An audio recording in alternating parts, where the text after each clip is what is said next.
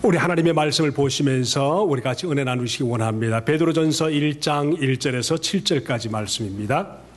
베드로전서 1장 1절에서 7절까지 말씀 같이 화면을 보시면서 같이 읽겠습니다. 제가 먼저 읽습니다. 예수 그리스도의 사도인 나 베드로는 본도와 갈라디아와 갑바도기아와 아시아와 비두니아에 흩어져서 나그네로 사는 여러분에게 문안합니다. 하나님 아버지께서 당신의 이 아심을 따라 여러분을 위하여 주시고 성령으로 거룩하게 해주셨으므로 여러분은 예수 그리스도께 순종하게 되었으며 그의 피로 정결함을 얻게 되었습니다. 여러분에게 은혜와 평화가 가득하기를 바랍니다. 우리 주 예수 그리스도의 하나님 아버지께 찬양을 드립니다. 하나님께서는 그 크신 자비로 우리를 거듭나게 하시고 예수 그리스도를 죽은 사람 가운데서 다시 살리심으로 우리에게 산 소망을 안겨주셨습니다. And into an inheritance that they have in heaven for you.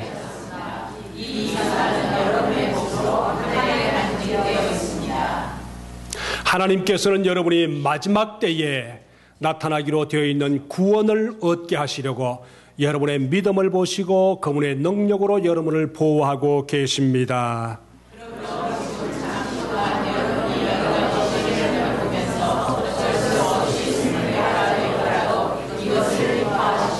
같이 읽습니다. 여러분의 믿음이 연단을 받아서 순수하게 되면 불로 연단하여도 마침내는 없어지고 마는 금보다 더 귀한 것이 됩니다. 그것은 예수 그리스도께서 나타나실 때에 여러분이 칭찬과 영광과 명예를 차지하게 하려는 것입니다. 아멘. 주님의 이름으로 예배드리는 모두에게 하나님의 축복이 풍성하시기를 주님의 이름으로 축원드립니다. 아멘. 사람은 아는 것만큼 본다, 이 말은 참 맞는 말입니다. 아는 것만큼 이해하고 아는 것만큼 하나님을 의지하게 됩니다. 오늘 베드로의 예를 들어서 우리 말씀을 함께 나누어 보겠습니다. 여러분도 베드로가 되어서 오늘 이 말씀의 주인공 되어 보시길 바랍니다. 베드로는 열심히 예수님을 따라다녔습니다. 그러다가 예수님이 붙들려 죽임을 당했습니다. 동족들인 대제사장들과 서기관들과 바리새인들이 예수님을 잡아서 십자가에 죽이셨습니다. 얼마나 그 죽음 앞에서 베드로가 절망했을까요? 그 절망은 아마 말할 수 없었을 겁니다. 희망이 끊겼습니다. 아무것도 보이지 않았습니다. 3일이 지났습니다. 예수님이 부활하셨습니다. 상상할 수 없는 베드로의 삶이었습니다. 예수님이 살아나심으로 그는 지금까지 몰랐던 영적인 세계에 눈을 뜨기 시작했습니다. 처음으로 우리가 살고 있는 이 세상 말고 참 세상이 또 있구나 하는 것을 깨닫기 시작하고 눈을 떴습니다. 그러면서 모든 것이 새롭게 보이기 시작했습니다. 무엇일까요? 여러분이 지금 한번 베드로가 되어 보시길 바랍니다. 그 예수 그리스도의 부활을 본 베드로는 나중에 예수 그리스도의 부활 때문에 예수 그리스도를 전하다가 이 세상의 것이 아닌 저 세상 참 세상의 모습을 보면서 예수 그리스도를 전하다가 순교까지 했습니다. 무엇이 그를 순교까지 하도록 만들었을까? 부활하신 예수님을 통해서 베드로는 무엇을 보았을까? 첫 번째, 예수님의 부활하심을 통해서 베드로가 본 것은 예수님의 자신에 대해서, 예수님 자신에 대해서 새롭게 보이기 시작했습니다. 두 번째, 예수님이 살아계실 때 그토록 많은 말씀을 하셨는데 예수님이 살아계셨을 때 하신 그 말씀이 새롭게 이해되기 시작했습니다. 그 말씀이 깨달아지면서 삶에 확신이 들어왔습니다.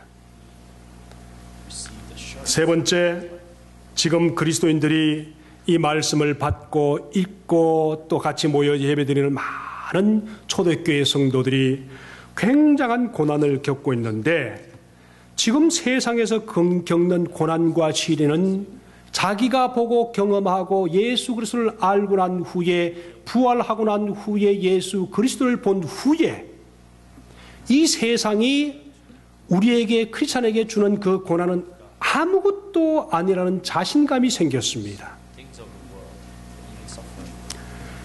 함께 하시는 예수님이 계셨는데 그 함께 하신 예수 그리스도가 성령으로 함께 하시고 예수 그리스도의 부활을 보고 난 후에 베드로는 우리 인생에 주어지는 그 고난이 아무것도 아니라는 것을 깨달았습니다. 왜 그렇습니까?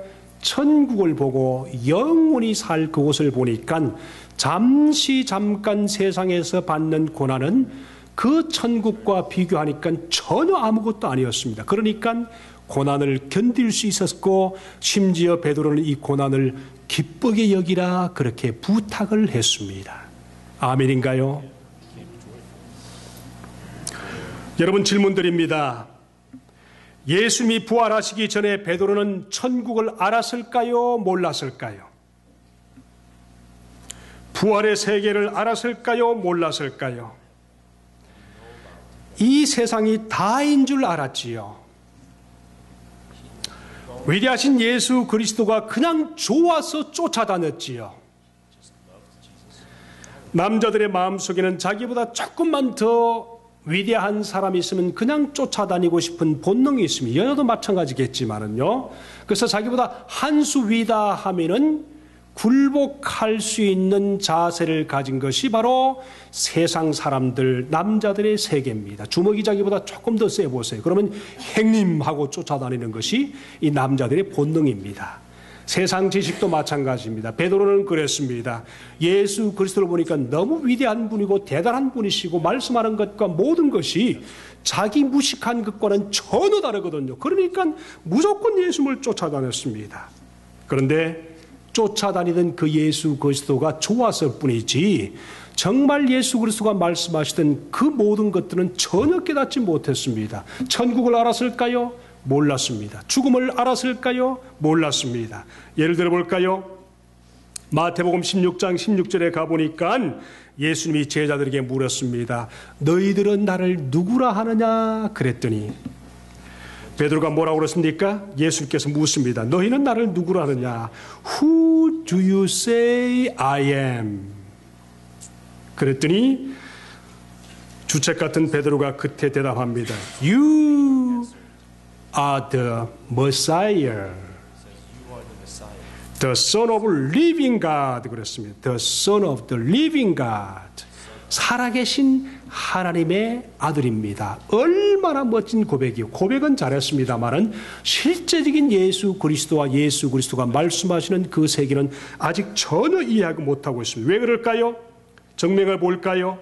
자, 예수님이 이 말씀을 들으시고 난 후에 굉장히 칭찬하시다가 이 말씀을 들으시고 21절에 가보니까 내가 예루살렘에 올라가서 장로들과 대제사장들과 서기관들의 고난을 받고 죽임을 당하고, 여기서 끝나면 좋았을 텐데 예수님이 하신 말이 제3일에 다시 살아나야 할 것이 아니겠느냐 그렇게 말했습니다.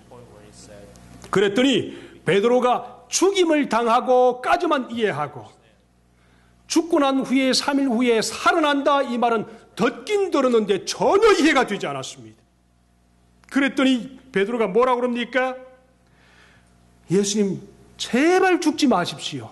죽으면 절대로 안 됩니다. 죽지 마십시오. 그러니까 예수님께서 뭐라고 했습니까? 죽지 말라는 그 말에 이 Satan, go out with me 그랬었습니다. 떠나라 그랬었습니다. Go away. 갑자기 칭찬받던 베드로가 뭐가 됐습니까? 사탄이 되어버렸습니다. 사람은요 자기 아는 것만큼 이해하게 됩니다. 천국의 소문과 그 모든 것들은 절대로 이해하지 못했습니다. 예를 들어 볼까요? 여러분, 사람들을 보면은 미술 이해하는 것도 음악 이해하는 것도 자기가 알고 있는 지식만큼 이해할 수밖에 없습니다. 제가 아무리 음악을 많이 한데도 지휘자만큼은 결코 알지 못합니다. 맞죠? 맞대요.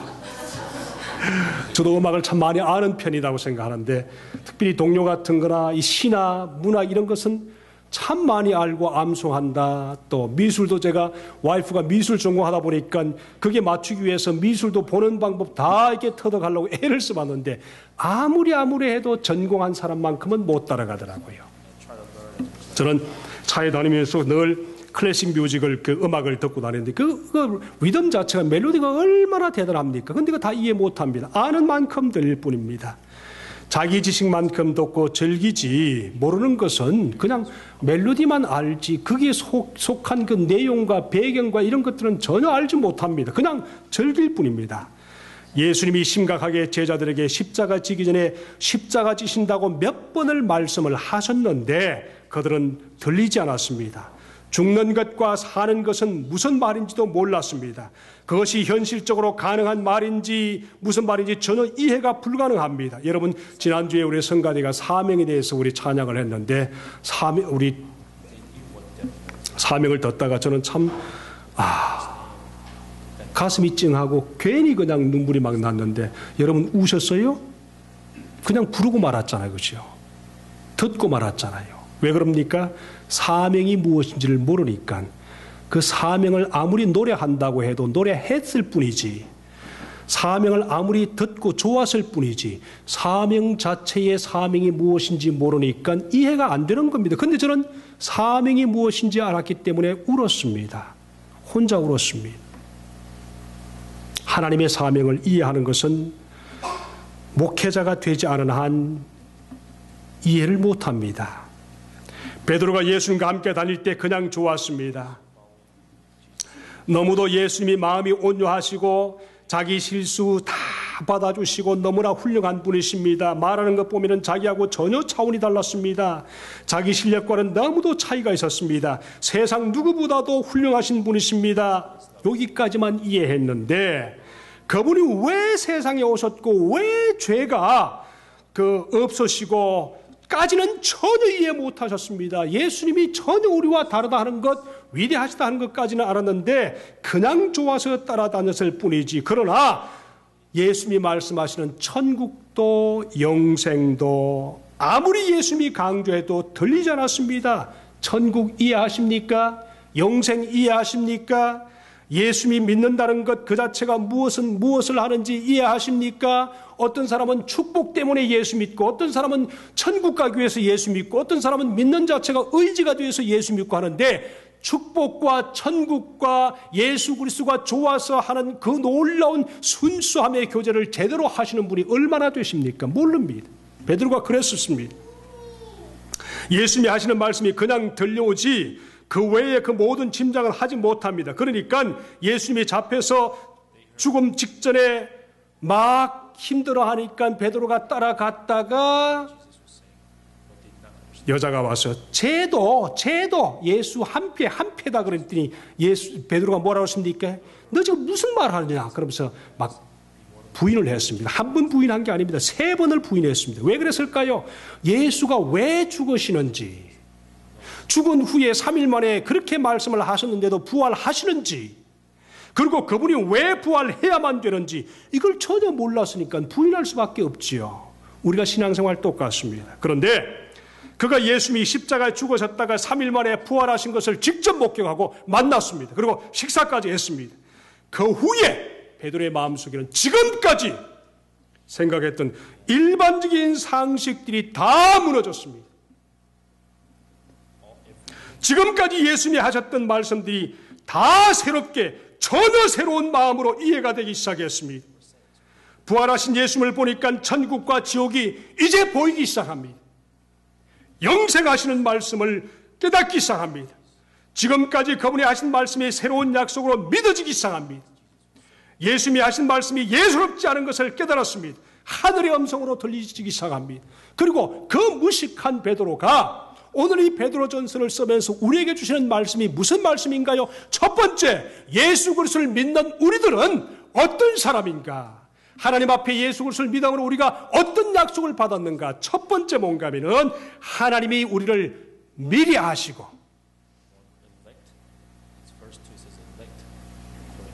미리 택하셔서 천국 백성 되게 하셨다 하는 것을 깨닫고 이 약속을 받아들이기 시작합니다. 따라합시다. 미리 아셨고 미리 택하셨다. 이 무식한 베드로가 천국에 대해서 전혀 모르는 상태에서는 그 말을 전혀 할 수가 없습니다. 부활하신 예수 그리스도를 보시고 난 후에 예수 그리스도 안에서 천국과 이 땅을 같이 견주어 보니까, 그리고 예수 그리스도께서 하신 말씀과 영생에 대한 놀라운 역사와 마음속에 성령으로 하시는 놀라운 은혜를 체험하고 나니까, 내가 예수 믿는 것은 내가 예수 안에 들어온 것이 아니고 하나님이 나를 예수 믿도록 미리 아셨구나. 그리고 예수님께서 믿는 그 자체를 통해서 하나님이 미리 택하셨구나. 요걸 진짜 깨닫는 사람은 참 은혜 안에 삽니다. 하나님이 나를 택하셨습니다. 100명 중에 한 사람꼴로 제가 택함 받은 하나님의 백성입니다. 아멘. 베드로가 그것을 알았습니다. 베드로의 생각은 부활 후에 완전히 바뀌었습니다. 초대교회 크리스찬들이 자기 아이덴티티를 몰랐습니다. 자기들이 누군지 전혀 몰랐습니다. 그럴 때 베드로가, 이 무식하던 베드로가 뭐라고 고백합니까? 베드로전서 2장 9절에 가보니까 너희는 택하신 족속이요 왕 같은 제사장이요 하나님 나라의 백성이요 거룩한 나라요 그의 소유된 백성이니. 베드로가 이걸 깨닫는 것은 불가능한 얘기입니다. 근데 영생하시는 예수 그리스도를 보시고 부활하신 예수 그리스도를 보시고 자기 아이덴티티를 깨닫고 흩어져서 고생하는 이스라엘 백성들, 예수 그리스도를 믿는 모든 나그네들에게 이 말씀을 하십니다. 야, 너희들이 예수 그리스도 안에서 영세전에 택함 받고 선별하셔서 믿게 하셨는데 너희들이 누군지 아느냐? 왕 같은 제사장이다. 택함 받은 족속이다. 여러분은 거룩한 나라 백성이다. 베드로만 그런 말씀을 하는가요?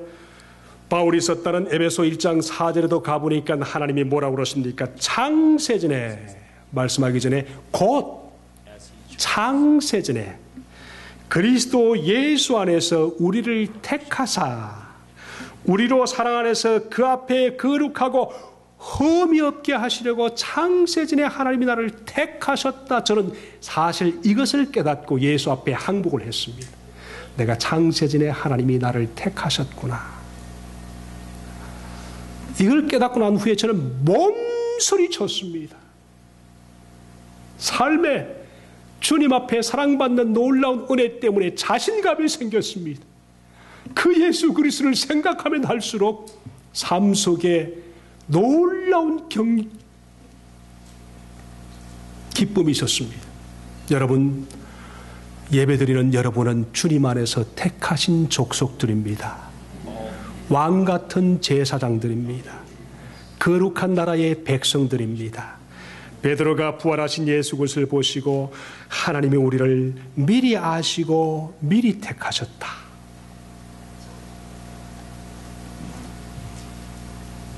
이것을 보면서 베드로가, 그 무식하던 베드로가 3절에서 뭐라고 얘기합니까? 거듭나서 하나님의 자녀가 되는데 조건이 있습니다. 3절을 같이 보니까 이렇게 말합니다. 3절에 우리 주 예수 그리스도의 하나님 아버지께 찬양을 드립시다. 하나님께서는 그 크신 자비로 우리를 새로 태어나게 하셨습니다. 그리하여 그는 죽은 사람들 가운데서 예수 그리스도가 부활하심으로 말미암아 우리로 하여금 산 소망을 갖게 하셨습니다. 예수 그리스도가 부활하셔서 우리는 산 소망이 생겼습니다. 할렐루야. 이것을 깨닫는 놀라운 은혜가 모두에게 깊이 와닿기를 주님의 이름으로 축복합니다. 그렇습니다. 베드로가 그전에는 그것을 전혀 몰랐습니다. 예수님이 왜 죽어야 했는지, 죽는 이유가 전혀 자기 가슴속에 와닿지 않았는데 예수님이 왜 죽으셨는지 부활하시고 난 후에 알았습니다. 우리를 거듭나서 천국 백성 되게 하기 위해서 죽으셨다 깨닫고, 그 예수 그리스도가 십자가에 죽으신 이유를 2장 24절에 가보니까 그렇게 말합니다. 2장 24절에 가볼까요? 화면에 없습니다. 2장 24절에 가보니까 그렇게 말합니다. 24절 제가 읽어볼까요? 그는 우리 죄를 위하여 몸에 몸소 십자가를 지시고서 나무에 달리셨습니다. 그것은 우리가 죄에 대해서 죽고 의롭게 의에 대해서는 살게 하는 것이었습니다. 그가 매를 맞아 상함으로 여러분이 나음을 얻었습니다. 전에는 여러분은 길 잃은 양과 같았으나 이제는 여러분의 영혼이 목자이며 감독 되신 예수 그리스도에게로 돌아왔습니다. 그렇게 말씀합니다. 십자가에 돌아가신 예수 그리스도의 이유가 무엇입니까? 죽으신 이유가 무엇입니까? 죄가 없어서 죽지 않아도 될 뿐인데 죽으신 이유가 뭡니까? 십자가를 지신 이유는 뭐라고 그랬습니까? 우리 죄를 위해서 죽었다. 무식한 베드로가 그렇게 말합니다. 제가 아마 그 시대에 태어났으면 아무리 몰라도 베드로보다는 똑똑했습니다. 그런데 영적으로 깨어나고 난 후에 보니까 저는 영적으로 깬 베드로하고는 상상이 안 될 정도로 비교가 돼서 저는 처지고 베드로는 올라갔습니다. 이것이 오늘 베드로 전서를 써야 되는 이유였었습니다. 예수가 왜 죽었습니까? 우리 죄를 갚아주시기 위해서 죽으셨다. 아멘. 왜 부활하셨습니까? 우리가 의롭게 살아가고 천국 백성으로 살아갈 수 있도록 선별하시고 미리 아셔서 택하셔서 주님 자녀가 되도록 하기 위해서 부활하셨습니다. 베드로가 이것을 깨달았습니다. 여러분, 이것을 깨닫고 난 후에 그는 또다시 이런 약속의 말씀으로 우리에게 다가옵니다. 무식하던 베드로가 예수 그리스도의 부활 후에 어떤 영적인 세상을 깨달았습니까? 약속을 받았습니까? 3절의 말씀 보니까 유업을 잊게 하려고 그랬습니다. 하나님 우리에게 유업을 잊게 하신다 하는 약속을 받았습니다. 유업, possessing the rich blessings 그랬습니다. inheritance 그랬었습니다. 이 유업이란 말은 구약에 말하면 우리가 가나안 땅 정도가 되겠지요. 가나안 땅 정도가 됩니다. 사실 오늘 말씀은 처음 시작하는 분들을 위해서 말씀을 준비했는데 저 자신을 위해서도 준비했고요. 구약에서는 우리에게 그냥 가나안 땅 정도가 되었는데 예수 그리스도가 태어나신 이후에 우리는 가나안 땅뿐이 아닙니다. 하나님과 함께 사는 영원한 삶을 사는 영생에 대한 약속을 신약에서는 우리에게 말씀을 하고 있습니다. 이런 위대한 부활을 보여주신 능력을 가지신 하나님이 영원토록 함께 하신다 하는 복을 우리에게 약속하시면서, 자, 여러분 예를 들어 보십시다. 하나님 우리와 함께 하시는 것과 안 하고의 차이는 얼마나 위대한 차이인지 모르겠습니다. 예를 들어 보십시다. 제가 티네이저 때는 걱정 없이 살았습니다. 아픈 것 좀 걱정하고 부모 밑에 있으니까 뭐 그 정도 걱정하는데 18살쯤 되었을 땐가요, 제 부모님 부부가 안방에 있고 저는 새방에 있는데 그날따라 제가 책을 보고 있는데 부부가 누워서 하시는 말씀이 저를 걱정하는 겁니다. 셋째가 내일 모레면 20살 되는데 쟤는 어떻게 먹고 살면 내가 걱정 없을까? 여보, 셋째가 내일 모레 20살 돼. 근데 쟤는 앞으로 어떻게 먹고 살지를 전혀 걱정하지 않아. 그 말을 듣는 순간에 저는 번쩍 눈이 떠 있었습니다. 내가 20살 되네? 먹고 살 준비를 해야 되네? 엄마 아빠가 돌아가시고 난 후에 내가 어떻게 먹고 살 준비를 해야 되네? 그때부터 철이 들기 시작합니다. 그전에는 제가 어디서 살고 무엇을 먹고 어떤 걱정하고 앞으로 무슨 잡을 가지고 전혀 걱정하지 않았습니다. 근데 부모님이 떠나고 난 후에 내가 혼자 서바이벌 해야 될 그때를 생각하니까 정신이 번쩍 나는 거예요.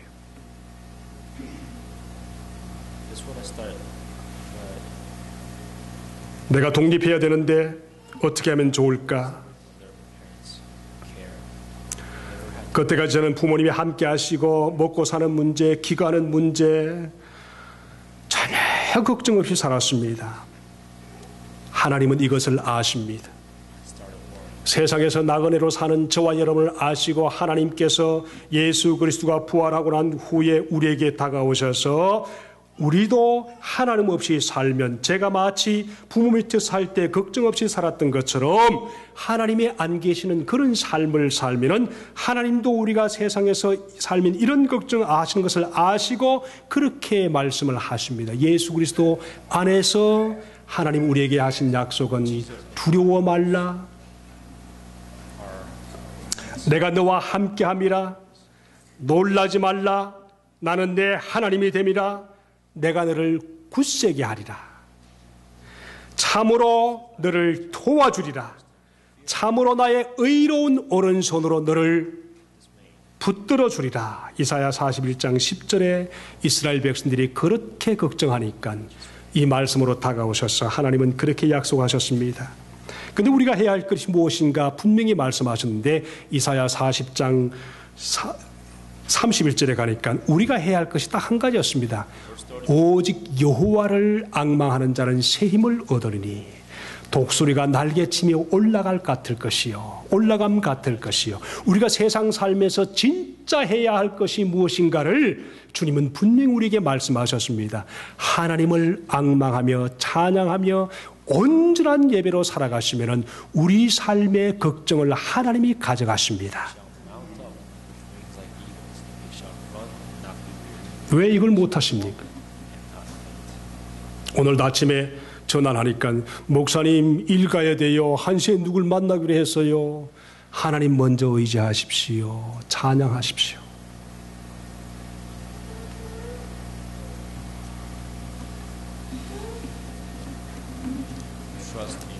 당신에게 필요한 것은 하나님의 복이 먼저입니다. 부활하시는 놀라운 하나님 세계가 먼저입니다. 그분이 그걸 알아들었을까요? 차를 타고 가면서 너무너무 힘들게 사시는 분이신데 여러분 수없는 지난주에 얼마나 더웠습니까? 그죠? 그 덥던 것이 하늘에서 하나님이 비를 내려주시니까 어떡합니까? 우리가 수십 분 잔디에 물을 뿌렸는데 그렇게 해결 안 되던 것이 하나님이 하늘에서 구름을 동원해서 비 뿌려주니까 수십 번 노력한 것보다 훨씬 나은 놀라운 역사가 있었습니다.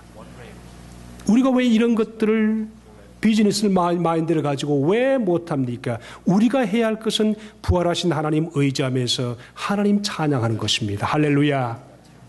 이걸 먼저 하십시오. 기도하십시오.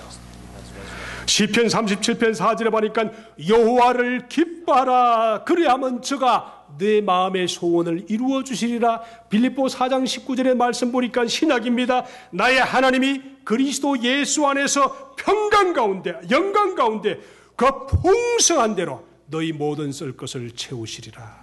우리가 해야 할 것이 무엇입니까? 하나님을 찬양하는 것입니다. 어제 새벽 기도예요. 2가정 예배 드렸어요. 설교하는 게 너무너무 힘들었어요. 하다 말았습니다. 새벽 기도 나오십시오. 최 목사님 3개월 동안 계실 동안에 부흥회가 3개월 동안 이어진다고 믿으시고 와서 늘 부흥회 하십시오. 수요예배 나오십시오. 토요일 새벽 기도 나오십시오. 아니면은 저녁이라도 와서 기도하고 가십시오. 이것을 여러분의 사명으로 삼으시길 바랍니다.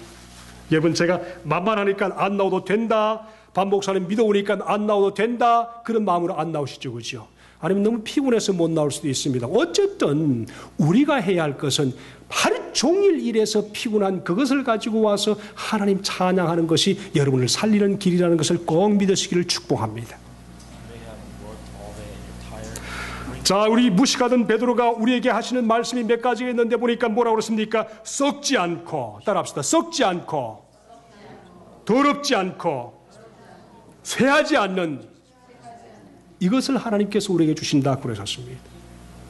부활하신 예수 그리스도를 보고 난 후에 베드로가 깨달은 3가지가 하나님 안에서 썩지 않고 더럽지 않고 쇠하지 않는 이것을 준다고 그러는데 썩지 않는다 이 말은 사라지거나 없어지지 않는다. 소멸되지 않는다 그러셨습니다. 여러분, 한 몇 주 전에 우리 임규학 집사님이 골프를 치다 그만 홀인을 해버렸어요. 보던 저도 깜짝 놀라고 본인도 깜짝 놀라고 그랬는데, 그래서 할 수 없이 제가 홀인은 이렇게 패를 이렇게 이만큼 무거운 이만큼 가지고 있는데 지금 보여드리고 싶었는데, 아유 세상에, 그거 보니까 깜짝 놀라고. 우리 김순덕 집사님도 홀인원 했다고 그랬죠? 돈이 얼마나 들었어요? 한 잔 들으셨어요? 저는 밥 얻어먹었는데. 근데 그걸 새기면서 가만히 그 말씀 들어보니까 기념표를 하나 새겼는데 그것도 없어집니다. 그런데 주님의 자녀들이 받는 놀라운 하나님의 유업은 첫 번째, 썩지 않습니다. 영원토록 내 것이 된다, 그 말입니다. 두 번째, 더럽지 않는다. 이 말은 인간이 죄가 많아서 하나님이 우리에게 주신 그 놀라운 유업도 더러워질 것 같은데 예수 그리스도 안에서 주님께서 주시는 것은 더럽혀지지 않는다. 믿습니까? 여러분이 주님 앞에 봉사한 모든 것은 결코 우리의 죄 때문에, 실수 때문에 더럽혀지지 않고 하늘의 상급이 되는 것을 믿으시기를 축복합니다. 여러분의 고생, 여러분의 모든 수고가 결코 죄 때문에 더럽혀지지 않는다, 오염되지 않는다, 그 다음 쇠하지 않는다. 그 유업의 영광이 신선함을 가지고 결코 신선함이 사라지지 않는다. 다시 말해서 우리 주님 앞에서 가지는 모든 것들은 결코 인간적인 재난이나 죄악이나 나이가 들어간다고 해서 악한 것들이 우리에게 있다고 해서 하나님이 주시는 유업에는 전혀 영향을 미치지 않는다. 이것을 주님께서 베드로를 통해서 봉사하고 훈련하고 해서는 우리에게 주시는 귀한 약속입니다. 따라할까요? 썩지 않고 더럽지 않고 쇠하지 않는다. 이것을 꼭 믿으시고 주님 앞에 담대하시길 축복합니다. 마지막으로 우리의 부활하신 예수 그리스도를 보면서 참으로 큰 은혜가 되었는데, 베드로전서 후서를 쓴 이유가 뭔지 아세요? 예수 믿는다는 것 때문에 숨어서 죽지 못해 사는 초대교회 성도들이 예수 믿기만 하면 붙들려서 잡아가서 죽이는 것을 보면서 베드로가 이 말씀을 씁니다. 그러니까 예수 믿는 성도들이 어떡합니까? 그 중에는 나 예수 안 믿어요 부인하는 사람도 있었을 거고, 예수 믿는 게 정말 이거라면 나 안 믿어요 하면서 애를 써서 예수를 멀리 떠나는 사람도 있었는데, 그때 베드로가 하나님의 말씀을 통해서 우리에게 뭐라고 그랬습니까? 시험을 근심하지 말고 오히려 크게 기뻐하라, 이 말씀을 말씀하시는데, 내가 잠시 세상에서 예수 때문에 받는 환난의 시험에 익sem네 뭐라고 하죠? 테스트가 이거 주님께서 보시는 하늘의 놀라운 상급과 천국과 영원히 가서 내가 살 그곳 비교하면은 이 땅에 예수 믿는 것 때문에 고통당하는 그것과는 전혀 비교가 되지 않으니까 시험 당하는가 오히려 진짜 기뻐해라고 그랬습니다. 제가요, 목사님 나는 왜 이렇게 힘이 들어서 왜 안 좋은 일만 생기는지 몰라요. 뭔데요? 그랬더니 벼락 맞아 집이 탔어요. 그래요. 사람은 괜찮아요. 그러네. 집사님, 벼락 맞아 집 타는 것이 오히려 전화위복이 되길 원하고 오히려 감사할 일이네요. 왜 우리 집은 안 타고 왜 집사님 집이 탔어요? 나는 우리 집이 탔으면 훨씬 좋았을 뻔했는데. 제 집이 탔으면 좀 집을 새로 지었으면 얼마나 좋겠어요. 벼락 맞아서. 집사님은 괜찮아요. 목사님, 보통 때는 2층에서 살았는데 잠을 잤는데 그날따라 이상하다 덥다 해서 밑에서 잤는데 위는 홀랑탑으로 밑은 괜찮대요. 하나님이 함께 하셨는데 그것 하나만 해도 감사하지요. 뭐 이런저런 걱정이 많았겠지만 어쨌든 한 개도 못 건졌어요. 괜찮아요. 그거 다 사진 찍어서 나중에 인슈런스에 리포트 하세요. 제가 또 그랬습니다. 왜 우리 집은 안 탔지?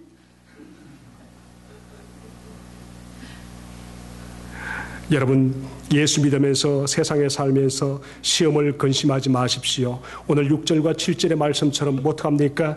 기뻐하십시오. 그냥 기뻐하는 것이 아니고 말씀 보니까 크게 기뻐하십시오 그랬습니다. 따라합시다. 크게 기뻐하십시오. 우리가 예수 믿는 성도들 삶 속에서 정말 크게 기뻐할 것이 뭡니까? 시험이 나를 단련하는 것, 믿으시고, 지금 베드로는 예수님이 죽으실 때 인생의 모든 절망을 느꼈지만 예수님이 부활하시고 난 후에 예수님이 계시는 천국을 보니까 이 땅에서 받는 고난이 아무리 강하다고 해도 저 천국에서 영원히 살 주님의 세계와 내가 가야 할 영원한 세계를 비교하니까 오히려 고난받는 그것이 영원히 살 천국과 비교되지 않는다는 것을 알고 난 후에, 그러니까 고난은 내가 천국에 갈 천국을 보니까 충분히 견딜 수 있다. 세상에서 있는 잠시의 고난 아무것도 아니다 견딜 수 있는 힘이 생겼습니다. 여러분, 저도 고난이 없으면 주님께 돌아오지 않았습니다. 여러분, 고난이 없으면 주님 앞에 의지하지 않습니다. 어떤 사람은 조금만 되니까 그냥 헬렐레 해서 또 흩어지더라고요. 힘들 때는 주님을 바싹 붙들더니 그렇지 않을 때는 헬렐레 하더라고요. 목사님, 나는 조금만 힘들면 더 싫어요, 힘들어요, 교회도 안 나와요. 그런데 그건 아직 운임이 덜 나서 그래요. 정말 하나님을 의지하고 쌓임만 조금만 생겨도 주님을 더 의지하고. 둘째 딸이요, 어떤 일 때문에 힘들었어요. 그렇게 교회 나가라 해도 안 가더니 그때부터는 나가서 얼마나 잘 나간지 몰라요. 그죠? 매니저가 뭐라고 그랬죠? 슈퍼바이저가 주일날 일해 그랬더니 no, 그래 돼요. 왜 그랬더니 나 교회 나가야 돼요. 군대에서 교회 나가야 돼요. 그게 말이 됩니까? 근데 미국 군대는 그게 되더라고요. 참 잘했다. 야, 너는 그 아빠 생각에는 그게 그렇게 고생했는데 아빠 생각에 마음이 좀 아팠지만은, 야, 너는 그 많은 손해와 모든 것 어떤지 몰라도 내가 볼 때는 손해보다도 주님 앞에서 그 시험이 오히려 너를 살렸으니까 감사한다. I know. 여러분, 삶의 시험이 예수 그리스도 앞으로 인도하시면 그것을 감사로 여기시고 일어나시기를 주님의 이름으로 축복합니다. 신약 성경 전체의 모든 내용이 뭡니까? 주님의 부활하심. 부활하심에 동참하기 위해서 예수 그리스도 안에서 우리가 해야 할 것은 회개하는 겁니다. 회개해서 부활에 동참하는 것입니다. 여러분, 말씀이 좀 길기 때문에 마치겠습니다만은, 우리가 회개하지 않으면 주님 앞에 돌아올 수 없습니다. 우리의 삶의 크고 작은 모든 일을 회개하는 것은 성령께서 하시는 것이기 때문에 회개해서 주님 앞에 더 가까이 다가오십시오. 어렵다, 힘들다, 좌절한다, 속상하다 하지 마시고 주님 의지할 수 있는 주의 백성 되어서 오늘 베드로가 우리에게 말씀하시는 것처럼 썩지 않고 쇠하지 않고 더럽혀지지 않는 놀라운 유업을 우리가 주님 앞에 받아서, 부활 전에 예수 그리스도를 보았던 베드로, 부활 후에 예수 그리스도를 보았던 베드로 전혀 다른 사람이었습니다. 부활 후에 예수 그리스도를 봤던 베드로의 심령이 우리의 심령 되어서 주님 앞에 부활의 놀라운 확증을 가지고 삶을 확신 있게 담대하게 부활하신 주님이 성령으로 나와 함께 영원토록 하신다 하는 것을 믿으시고 승리하시기를 주님의 이름으로 축복합니다. 기도하십시다. 여러분, 우리 세상은 내 혼자 사는 것이 아닙니다. 그런데 발부둥침에서 혼자 사시는 분이 계십니다. 우리 주님 앞에 이 시간 기도하십시다. 세상 나 혼자 버려두지 않아서 감사합니다. 우울증이 자주 찾아오시는 분, 예수 그리스도가 필요합니다. 예수 그리스도를 만나면 우울증은 100% 사라집니다. 영혼 속에 하나님 의지하는 것이 없으니까 자꾸 우울해집니다. 세상 노래 좋아하는 분들 세상 노래 끊으십시오. 찬양으로 바꾸십시오. 드라마 좋아하시는 분, 말씀보다 더 드라마가 기다려지지 않습니까? 그러면 드라마를 끊어버리십시오. 말씀은 재미없고 드라마가 재미있습니까? 그래서 예배도 잘 못 나오십니까? 기도도 잘 못합니까? 드라마가 기다려집니까? 주의 말씀은 기다려지지 않습니까? 그러면 끊어버리십시오. 주님 의지하십시오. 부활하신 주님이 성령으로 우리와 함께 하시는 것을 믿으십시오. 그리고 이 시간 그렇게 고백하십시다.